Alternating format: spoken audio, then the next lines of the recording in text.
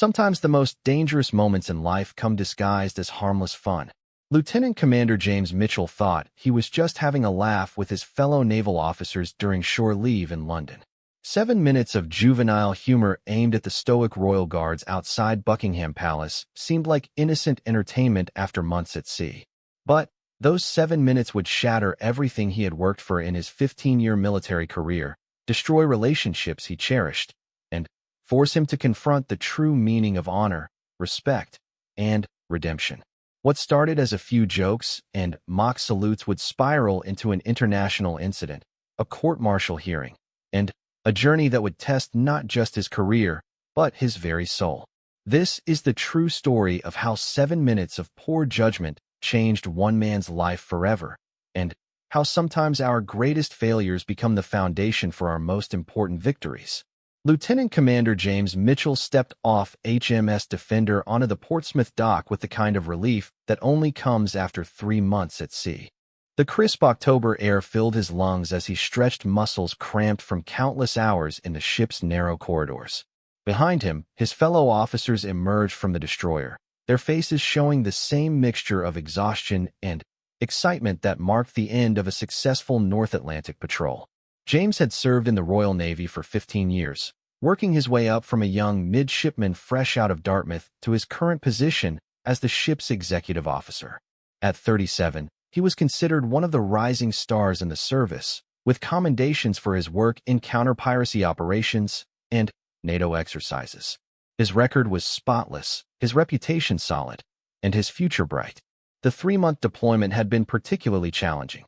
They had conducted anti-submarine warfare exercises with American and Norwegian forces, weathered some of the worst North Sea storms in a decade, and dealt with a serious engine malfunction that had tested the entire crew's resolve.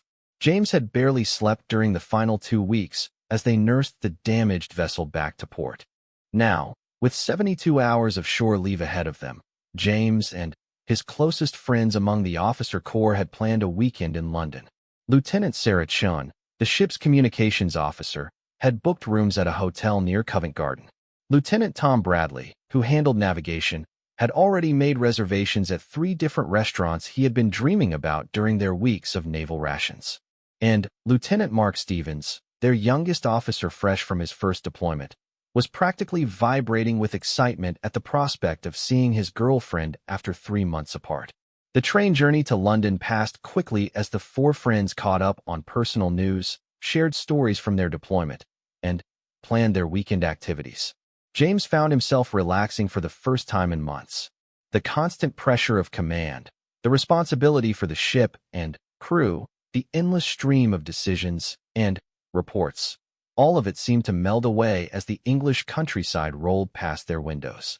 London welcomed them with its usual bustling energy. The hotel was comfortable, nothing fancy but clean and well-located. After quick showers and changes into civilian clothes, they set out to explore the city.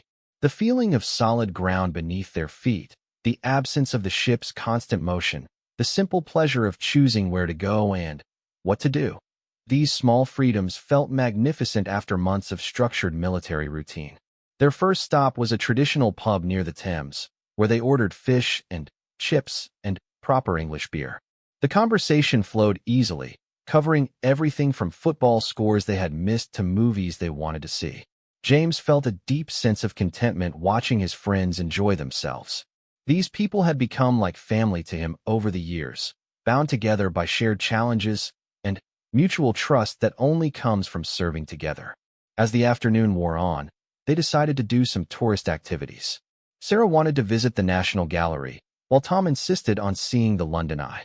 Mark was eager to walk through Hyde Park, and James suggested they take in some of the classic sites, Westminster Abbey, Big Ben, and Buckingham Palace.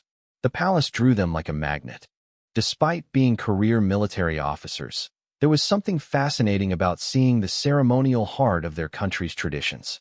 They joined the crowds of tourists gathered outside the famous black and gold gates, watching the household guard in their distinctive red tunics and tall bearskin hats standing at attention. James had always respected military tradition and ceremony. His own service was built on centuries of naval heritage, and He understood the importance of maintaining standards and showing proper respect for the institutions they served. But as they watched the guards standing motionless in their sentry boxes, something shifted in the group dynamic. It started innocently enough.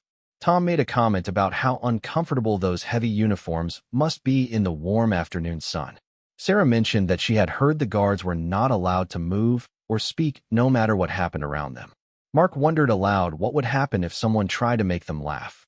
James should have recognized the warning signs. After months of stress and strict discipline aboard ship, his friends were looking for a way to blow off steam. They were tired, slightly drunk from their pub lunch, and feeling the giddy freedom of being off duty. But James was feeling the same way, and instead of exercising the leadership and judgment that had served him well throughout his career, he let himself get caught up in the moment. The first joke was harmless, Tom doing an exaggerated military salute while walking past one of the guards. It earned a few chuckles from nearby tourists, and no reaction from the guard himself. Emboldened, Sarah tried marching in an overly dramatic goose step style, which got more laughs and some approving nods from other visitors who seemed to think they were just being playful. Mark took it a step further, stopping directly in front of one guard and attempting to stare him down, making faces and waving his hands in front of the man's face. The guard remained perfectly still, his eyes fixed straight ahead, his expression unchanging. The small crowd that had gathered seemed to appreciate the entertainment. Then, James made his mistake.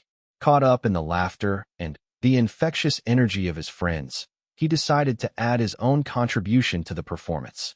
With his years of military training and his position as a senior officer, he should have known better. Instead, he began doing an elaborate parody of military drill movements in front of the guards, complete with exaggerated commands and theatrical gestures. His performance was more sophisticated than his friends' simple jokes. James had 15 years of military experience to draw from, and his satire was pointed and clever. He mimicked the precise movements of ceremonial drill while adding ridiculous flourishes. He called out mock commands in a pompous voice, pretending to inspect the guards like a cartoon general. The crowd loved it. Tourists were taking photos and videos, laughing and applauding as James continued his performance. His friends were doubled over with laughter, and even some of the police officers nearby seemed amused by the harmless entertainment. But the guards themselves remained absolutely still, their faces showing no reaction whatsoever. These were professional soldiers, highly trained members of elite regiments with proud histories stretching back centuries. They had served in combat zones around the world and had earned the right to perform ceremonial duties at the heart of the British monarchy. Their stillness and dignity in the face of mockery was exactly what their training demanded. James continued his performance for what felt like hours, but was actually only about 7 minutes. 7 minutes of juvenile behavior that seemed completely harmless in the moment. 7 minutes of letting off steam after a difficult deployment. 7 minutes of enjoying the laughter and applause of strangers. 7 minutes that would change everything.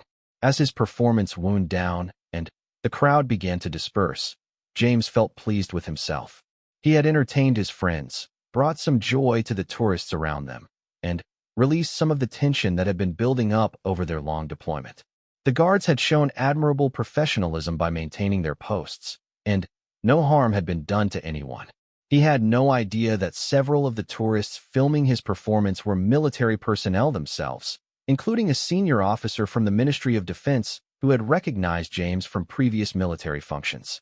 He could not have known that one of the police officers who had watched his display was actually a member of the Royal Protection Squad, responsible for the security of the palace and its surroundings. Most importantly, James had no understanding of how quickly modern social media could turn a moment of poor judgment into an international incident. Within minutes of his performance ending, multiple videos of his mockery were being uploaded to various platforms, tagged with descriptions that would ensure maximum visibility. As James and his friends walked away from Buckingham Palace, heading toward their next tourist destination, he felt lighter and more relaxed than he had in months. The weekend was off to a perfect start, his friends were happy, and he had managed to temporarily forget all about the responsibilities and pressures of command. The irony was that his years of service had taught him the importance of maintaining dignity and respect in all circumstances. He had disciplined junior officers for far less serious breaches of conduct. He had given lectures on the importance of upholding military values both on and off duty. He understood better than most how quickly a moment of poor judgment could damage not just individual careers, but the reputation of the entire service. But, in that moment, walking through London with his closest friends after months of challenging duty, Lieutenant Commander James Mitchell felt nothing but satisfaction with his afternoon's entertainment. He had no way of knowing that his 7 minutes of fun had already set in motion a series of events that would test everything he believed about honor, duty, and redemption. The first sign that something was wrong came at breakfast the next morning. James and his friends had spent the previous evening at a West End show followed by dinner at an excellent Italian restaurant in Covent Garden. They had talked late into the night about their plans for the Navy, their hopes for promotion, and their dreams for life after military service. James had slept better than he had in months, his body finally adjusting to the absence of the ship's constant motion. He was enjoying a full English breakfast in the hotel restaurant when his phone buzzed with a text message from Captain Rebecca Torres, his commanding officer aboard HMS Defender. The message was brief and formal. "Call me immediately regarding urgent matter. Do not delay." James felt his stomach drop. Captain Torres was known for her direct communication style, but there was something in the tone of this message that suggested serious trouble. He excused himself from the table, leaving his friends to continue their discussion about whether to visit the Tower of London or take a river cruise. The call connected on the second ring. Captain Torres's voice was tight, with controlled anger. "Mitchell, I need you to explain to me why I'm looking at a video of you making a mockery of the household guard outside Buckingham Palace." The words hit James like a physical blow. "Ma'am, I'm not sure what you mean. We did visit the palace yesterday afternoon during our tourist activities, but stop talking and listen," Captain Torres interrupted. "I am currently watching a 3-minute video that has been viewed over 50,000 times since last night. In this video, you are clearly identifiable performing what can only be described as a satirical and disrespectful parody of British military traditions. You are mocking soldiers who are performing ceremonial duties in service to the crown." James felt the hotel restaurant spinning around him. Through the window, he could see normal people going about their Sunday morning routines, completely unaware that his world was collapsing. "Captain, I can explain. It was just harmless fun. We weren't trying to be disrespectful." "Mitchell, I don't want to hear your explanations over the phone. I want you back on base immediately. Cancel whatever plans you have for the rest of your leave and report to my office by 1400 hours today. This is not a request." The line went dead. James stood in the hotel corridor, staring at his phone and trying to process what had just happened. His hands were shaking as he realized the full implications of what Captain Torres had told him. A video, viewed 50,000 times. Him clearly identifiable. He walked back to the restaurant in a daze. His friends took one look at his face and immediately knew something was seriously wrong. Sarah reached out to touch his arm. "James, what happened? You look like you've seen a ghost." James sat down heavily, his appetite completely gone. "Remember our little performance yesterday at Buckingham Palace? Someone filmed it. The video has gone viral. Captain Torres just ordered me back to base immediately." The table fell silent. Tom was the first to speak. "How viral are we talking about?" James pulled out his phone and began searching. It didn't take long to find the videos. Multiple angles, posted on different platforms, all showing the same 7 minutes of what had seemed like harmless entertainment the day before. The comments sections were filled with reactions ranging from amused support to outraged condemnation. Some commenters praised James for bringing levity to an overly serious tradition. Others called his behavior disgraceful and demanded military punishment. Several comments identified him by name and rank, having recognized him from previous military events or through connections with mutual acquaintances.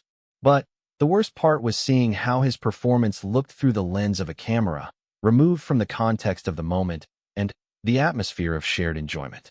What had felt like playful entertainment in person appeared thoughtless and disrespectful on screen.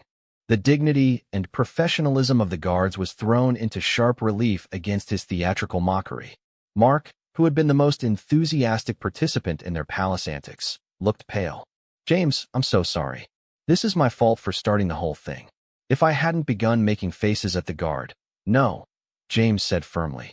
This is nobody's fault but mine. I'm the senior officer here. I'm the one with 15 years of experience. I should have known better, and I should have stopped it before it went too far. Sarah was scrolling through the comments on her own phone. Some of these are really harsh. There's a lot of talk about military discipline and respect for tradition. But there are also people defending you, saying it was just harmless fun and that the guards probably appreciated the entertainment. James appreciated his friend's attempts to find positive aspects of the situation, but he could already see how this would play out. The military took matters of public conduct very seriously, especially when they involved the dignity of other service members and the public perception of the armed forces. His years of experience had taught him that context and intention mattered far less than impact and appearance. The journey back to Portsmouth was the longest train ride of James's life. His friends had offered to return with him to provide support and testimony about the innocent nature of their activities. But James knew this was his responsibility to face alone. He had made the choice to participate in and escalate the situation, and he would accept whatever consequences followed. As the countryside rolled past the train windows, James found himself thinking about his career and what it meant to him. The Navy had been his life since he was 18 years old. It had given him purpose, structure, adventure, and a sense of belonging to something larger than himself. He had served with distinction in multiple deployments, earned the respect of his peers and subordinates, and built a reputation as a reliable and professional officer. Now all of that was at risk because of 7 minutes of poor judgment. The base felt different when James arrived that afternoon. He had walked these same paths hundreds of times, but now he felt exposed and vulnerable. Fellow officers nodded to him as usual, but James imagined he could see knowledge and judgment in their eyes. Did they know? Had they seen the videos? Were they already discussing his situation? Captain Torres's office was exactly as he remembered, functional, organized, and dominated by maritime charts and photographs from her own distinguished career. She was waiting for him behind her desk, her expression unreadable but clearly serious. "Sit down, Mitchell," she said without preamble. "We need to discuss what happens next." James took the offered chair and waited. He had learned early in his career that sometimes the best response was simply to listen and let senior officers say what they needed to say. "I've spent the last 4 hours in phone conferences with Commodore Williams, representatives from the Ministry of Defense, and personnel from the Royal Household's Communications Office," Captain Torres began. "This situation has escalated far beyond a simple matter of military discipline." She turned her computer screen toward him. The video was paused on a frame showing James in mid-gesture, his face clearly visible as he performed his exaggerated salute. This video now has over 200,000 views across multiple platforms. It's been picked up by several news outlets, including the Daily Mail and The Guardian. The palace has received hundreds of calls asking for comment on the incident. James felt sick. What had seemed like a minor mistake yesterday morning was rapidly becoming a major public relations crisis. "Captain, I want you to know that I take full responsibility for my actions. I let my guard down during shore leave, and I failed to maintain the standards expected of a Royal Navy officer. I appreciate your acceptance of responsibility, Mitchell, but the situation has moved beyond simple accountability. The royal household is treating this as a matter of respect for military traditions and the dignity of ceremonial duties. The Ministry of Defense is concerned about the public perception of military discipline and professionalism." Captain Torres leaned forward in her chair. "There's going to be a formal investigation. You'll be interviewed by officials from several different departments. Your conduct will be reviewed not just by naval personnel but by representatives from the Army, given that you were mocking Army guards, and possibly by civilian officials as well." The full weight of the situation was beginning to settle on James's shoulders. This wasn't just about his career anymore. It was about inter-service relationships, public confidence in the military, and the dignity of institutions that stretched back centuries. "What can I expect in terms of consequences?" James asked. Captain Torres was quiet for a long moment. "That depends on many factors that are beyond my control. At minimum, You're looking at a formal reprimand and possibly reduction in rank. At worst. She paused. Mitchell, there's a real possibility that this could end your career. The words hung in the air between them. James had known this was serious, but hearing it stated so directly was still a shock. 15 years of service, a spotless record, commendations, and achievements, all of it potentially destroyed by 7 minutes of thoughtlessness. I want you to know that your service record will be taken into account, Captain Torres continued. You've been an exemplary officer, and that will matter. But you also need to understand that in today's social media environment, public perception and institutional reputation carry enormous weight. The optics of this situation are very bad. James nodded, trying to process everything he was hearing. What do you need from me, Captain? Complete cooperation with the investigation. Total honesty about what happened and why. And, Mitchell, I need you to think very carefully about whether there are any other incidents or situations that might come to light as this investigation proceeds. If there's anything else that could embarrass the service or compromise your position, now is the time to disclose it. James searched his memory but found nothing comparable. His 15 years of service had been remarkably clean, with no significant disciplinary issues or questionable conduct.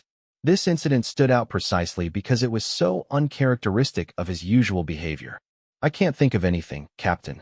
This was completely out of character for me, which makes it even harder to understand why I let it happen.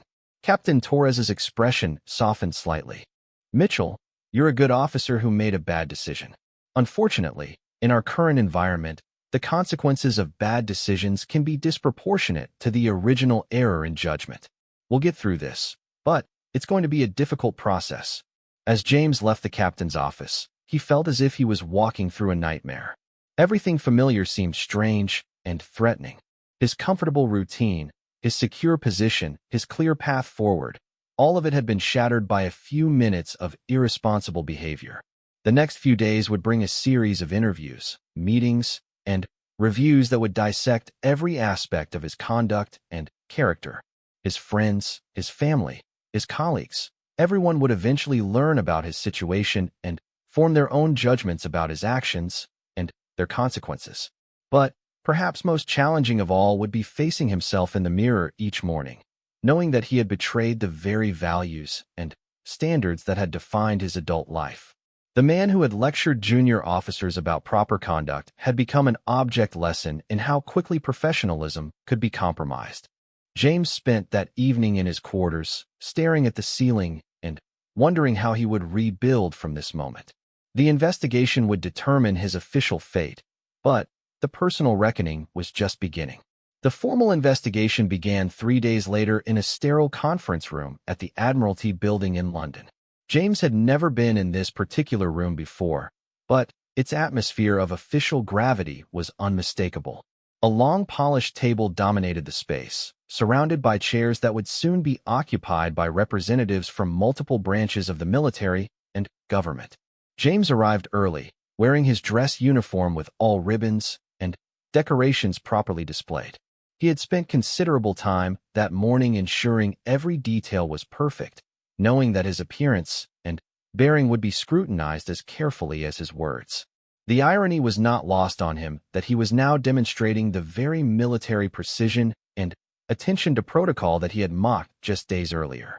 The investigating panel included Commodore Patricia Williams from the Royal Navy, Colonel David Harrison from the Household Division, Commander Sarah Foster from the Ministry of Defense's Personnel Department, and, surprisingly, Mr. Andrew Blackwood from the Royal Household's Private Secretary's Office. James had expected a military tribunal, but the presence of a civilian official from the Royal Household indicated that this incident was being taken very seriously at the highest levels. Commodore Williams chaired the proceedings. She was known throughout the Navy as a fair but demanding officer who had broken several barriers during her own rise through the ranks. Her presence reassured James somewhat. If anyone would give him a fair hearing, it would be someone who understood the pressures and challenges of military life. Lieutenant Commander Mitchell, Commodore Williams began. This board has been convened to investigate the incident that occurred on October 15th outside Buckingham Palace, in which you were observed engaging in conduct that has been characterized as disrespectful to military personnel and traditions. Do you understand the nature of these proceedings? Yes, ma'am, James replied. His voice was steady, but his heart was racing. He had testified in various proceedings throughout his career, but never as the subject of investigation. Before we begin with specific questions, I want you to describe in your own words the events of that afternoon, beginning with your decision to visit Buckingham Palace. James took a deep breath and began his account. He described the successful completion of their deployment, the well-deserved shore leave, and the group's decision to engage in tourist activities around London. He explained the gradual escalation from simple sightseeing to the inappropriate behavior that had resulted in this investigation. As he spoke, James found himself reliving those crucial 7 minutes from an entirely different perspective. What had seemed like harmless fun in the moment now appeared as a clear series of poor decisions, each one making the situation worse. He could see how his leadership failure had contributed to the problem. Instead of recognizing the inappropriate direction his friends were heading and redirecting them, he had chosen to participate and ultimately escalate the situation. Lieutenant Commander, Colonel Harrison interjected when James finished his initial account. Help me understand your mindset during this incident. You have 15 years of military experience. You hold a position of significant responsibility. You understand military protocol and the importance of respecting fellow service members. What led you to believe that mocking the household guard was appropriate behavior? This was the question James had been dreading because he didn't have a satisfactory answer. Sir, there is no excuse for my behavior. I allowed the relaxed atmosphere of shore leave and the enjoyment of my friend's company to override my professional judgment. I failed to maintain the standards expected of a Royal Navy officer. That's not what I asked, Colonel Harrison pressed. I asked you to help me understand your thinking process. What was going through your mind when you decided to begin your performance? James struggled with this question because the truth was so difficult to articulate without sounding even worse. How could he explain that in that moment, surrounded by laughing tourists and encouraged by his friends, he had simply forgotten about military dignity and appropriate conduct? How could he convey the infectious nature of the group dynamic without sounding like he was making excuses? Sir, I think I got caught up in the entertainment value of the situation. I saw how much the crowd was enjoying the interaction, and I wanted to contribute to that enjoyment. In that moment, I lost sight of the fact that those guards are professional soldiers deserving of respect, not entertainment props. Commander Foster leaned forward. Lieutenant Commander Mitchell, your service record indicates that you have previously counseled junior officers about appropriate conduct during shore leave.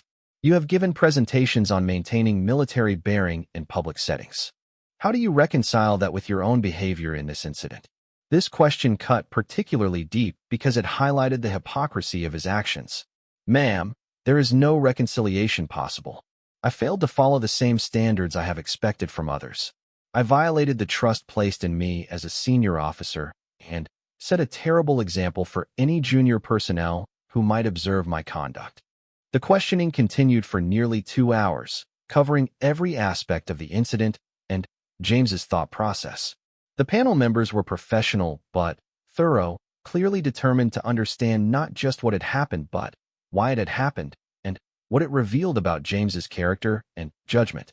Mr. Blackwood from the royal household had been mostly silent during the military questioning, but when he finally spoke, his words carried particular weight. Lieutenant Commander Mitchell, I want you to understand the broader implications of this incident. The household guard represents centuries of tradition and service to the crown. These soldiers have served with distinction in conflicts around the world before earning the privilege of ceremonial duties. When their dignity is undermined, it affects not just individual soldiers, but the institution they represent. James felt ashamed in a way that went deeper than professional embarrassment. Mr. Blackwood, I want you to know that I have enormous respect for the household guard and what they represent. My actions were completely inconsistent with my actual beliefs and values. I failed those soldiers, and I failed the traditions they protect. I believe you mean that sincerely, Mr. Blackwood replied. But sincerity doesn't undo the public nature of what occurred. The palace has received hundreds of communications about this incident. Some people found it amusing, but many others saw it as indicative of declining respect for military traditions and ceremonial duties. The perception of disrespect is as damaging as actual disrespect. The panel took a break after the formal questioning concluded. James was escorted to a smaller room where he was provided with tea and sandwiches, though he had little appetite.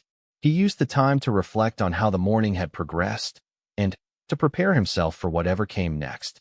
When the proceedings resumed, Commodore Williams addressed him directly. Lieutenant Commander Mitchell, this board will now hear testimony from character witnesses and review documentation related to your service record.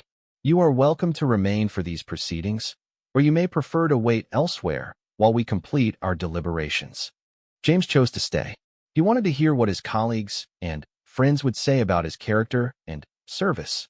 Over the next several hours, the board heard from Captain Torres, who spoke about James's professionalism and competence during their recent deployment. His former commanding officers provided written statements detailing his contributions to various missions and his reputation among peers and subordinates. The character testimony was overwhelmingly positive. James was described as a dedicated officer, a reliable leader, and someone who consistently demonstrated sound judgment and military bearing. Several witnesses specifically mentioned his previous efforts to mentor junior officers and maintain high standards of conduct. Lieutenant Sarah Chun appeared in person to testify about the incident itself. She was clearly uncomfortable being in the position of potentially damaging her friend's career, but she answered all questions honestly and completely. Her account confirmed James's version of events while also acknowledging that the behavior had been inappropriate and uncharacteristic. Sir, I want the board to understand that Lieutenant Commander Mitchell is normally the person who would have stopped this kind of behavior before it started, she told the panel. I've served with him for 3 years, and I've never seen him act with anything but complete professionalism. I can't explain what happened that day, but I can tell you it was completely out of character. The most challenging testimony came from Warrant Officer Michael Thompson, who had served under James during 2 deployments. Thompson spoke about James's leadership during difficult situations and his fairness in dealing with disciplinary issues affecting junior personnel.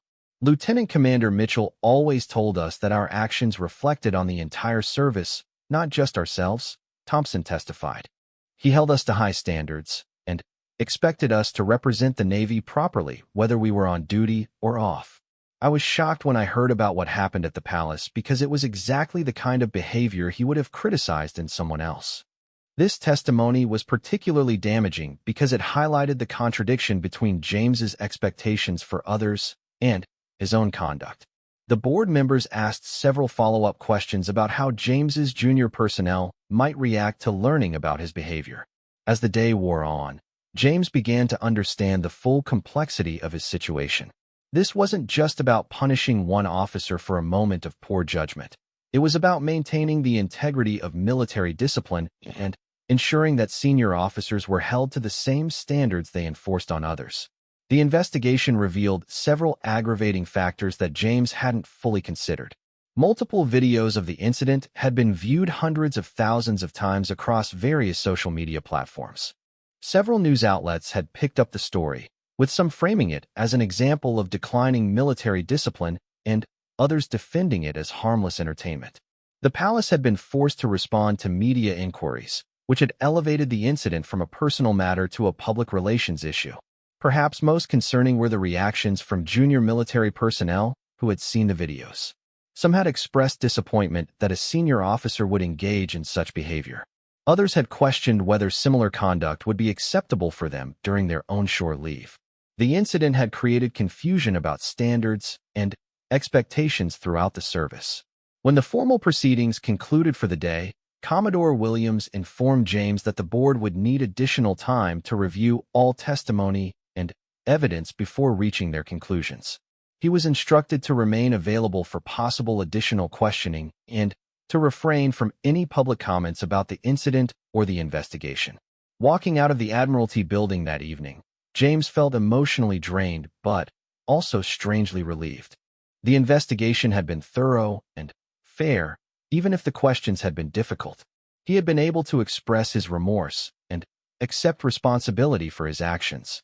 The character testimony had reminded him of the positive relationships and accomplishments that had defined most of his career. But he also understood that good intentions and previous good service might not be enough to overcome the public nature of his poor judgment. The military operated according to clear standards and expectations, and senior officers were held to the highest level of accountability. His years of experience, which should have prevented this incident, were actually working against him.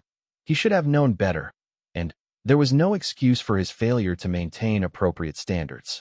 The next few days would determine not just his immediate future, but the direction of the rest of his life. James had built his identity around being a professional naval officer, and he was about to learn whether that identity could survive his most significant failure. The call came exactly 1 week after the investigation concluded. James was in his quarters, trying to focus on routine paperwork while waiting for the board's decision, when his phone rang.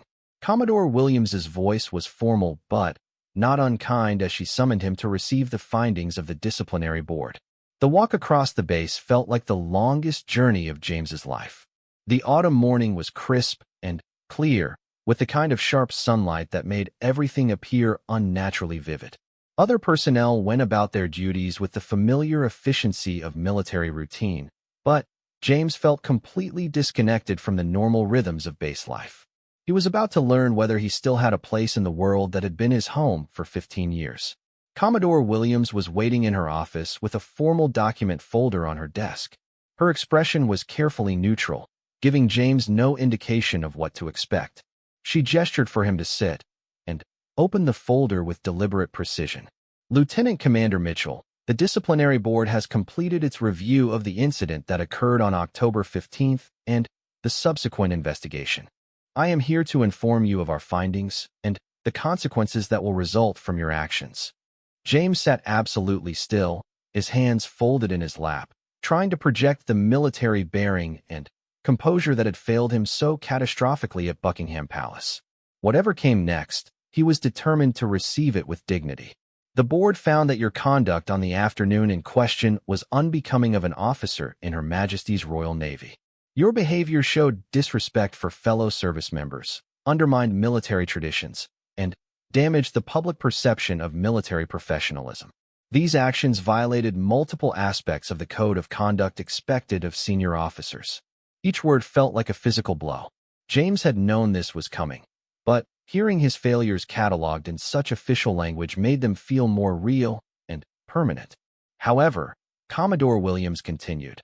The board also considered your 15 years of exemplary service, your outstanding performance evaluations, the testimony of colleagues who spoke to your character, and your complete acceptance of responsibility for your actions. We concluded that while your conduct was seriously inappropriate, it represented an aberration rather than a pattern of poor judgment. James felt a flutter of hope, but tried not to let it show on his face. The word, however, suggested that his career might not be ending, but he knew that military discipline could be nuanced and that consequences could take many forms.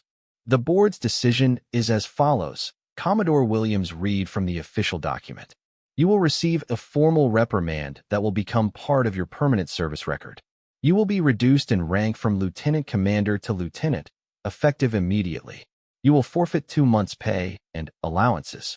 You will be removed from your current position as executive officer of HMS Defenderin.